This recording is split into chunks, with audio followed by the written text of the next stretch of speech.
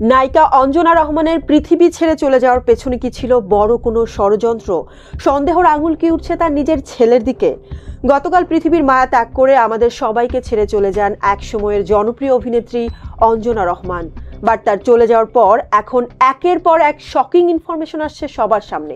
Media reports থেকে জানা যায়, অভিনেত্রী রক্তের সংক্রমণের কারণে 1 সপ্তাহের বেশি আইসিইউতে রাখা হয়। এর আগে নিজ বাসায় 4 দিন ব্রেইন স্ট্রোক করে বিছানায় পড়েছিলেন তিনি। গণমাধ্যমে অভিনেত্রীর নিকটাত্মীয় সালমা হক জানান, তিনি অঞ্জনাকে বাসায় গিয়ে দেখতে এসে দেখেন তার গায়ে কাঁপুনি দিয়ে জ্বর অ্যান্ড বিছানায় বাথরুম করে দিচ্ছে।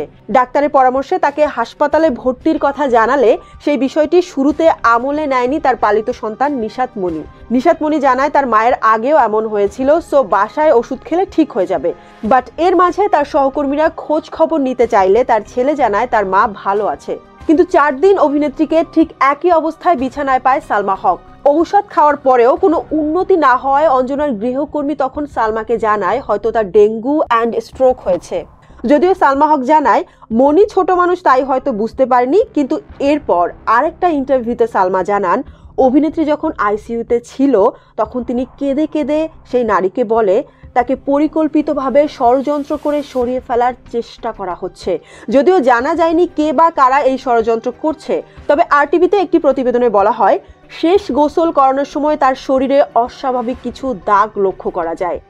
ইনফ্যাক্ট গত 24 ডিসেম্বর যখন অভিনেত্রী স্ট্রোক করে বিছানায় পড়েছিলেন, তখন তার ভেরিফাইড ফেসবুক থেকে চিত্রনায়ক ইলিয়াস কাঞ্চনের জন্মদিনের শুভেচ্ছা জানানো হয়, যে বিষয়টি খুবই সন্দেহের সৃষ্টি করে।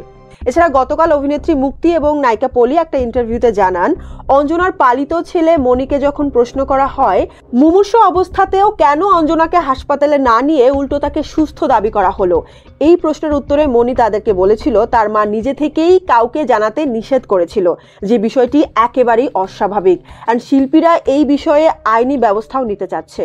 সো এখন 2-4 মিলিয়ে সবাই এটাই ধারণা করছে, হয়তো অবহেলা অথবা কোনো ষড়যন্ত্রের কারণে এই অভিনেত্রীকে পৃথিবী ছেড়ে বিদায় নিতে হলো। যাই হোক, এখন সামনে হয়তো আরও ইনফরমেশন পাওয়া যাবে।